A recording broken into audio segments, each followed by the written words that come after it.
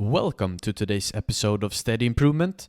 We're going to talk about the importance to have multiple deals going on at the same time, or at least starting to have a mindset where you're having multiple balls in the air, because it will lead to you selling more.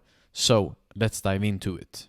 The big problem a lot of salespersons have is that they are hyper-focusing on one deal at a time. If you got your first big deal, then all you're thinking about is that one.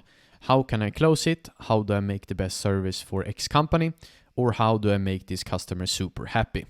And all of this is great, but as soon as you have your first deal done, you should put at least 20% of your time on finding new deals and maybe put the last 80% on the deal that you just acquired.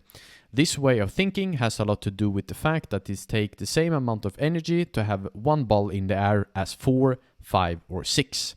You should never think what's next after closing a deal, because your next deal should already be up and running, so you can start hitting it directly. And believe us, your career is not going to be determined by one sale, one deal, or you getting that new client on board. Your career is going to be determined by the volume of deals you're closing in a year at a time. So you have to shift your focus from thinking small in low numbers to thinking big in high numbers. You get more successful by closing 100 deals in a year than by making 10.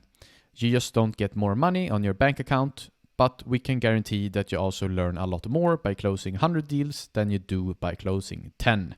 One important thing here also is that it isn't just about how many balls you can have in the air. It also has a lot to do with the quality of them. You don't blindly throw balls in the air, you care about where they end up. So take care of each of every one of them. The combination that will make you unstoppable is when you have a lot of balls in the air that also has a lot of quality.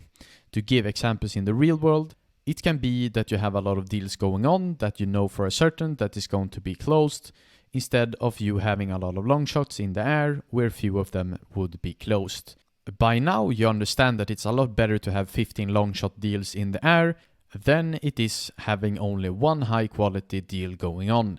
Because deals also create new deals, and they start to compounding if you're smart in the way you work with referrals. So start to get more balls in the air and see your sales numbers going up. Thank you for listening to today's episode of Steady Improvement. Many of you are spreading the word to your friends, family, and colleagues about our podcast, and it would mean the world to us if you also would like to be one of them. Rate, review, and share. We hope that we have helped you in your journey of leveling up your sales skills. Until next time, peace.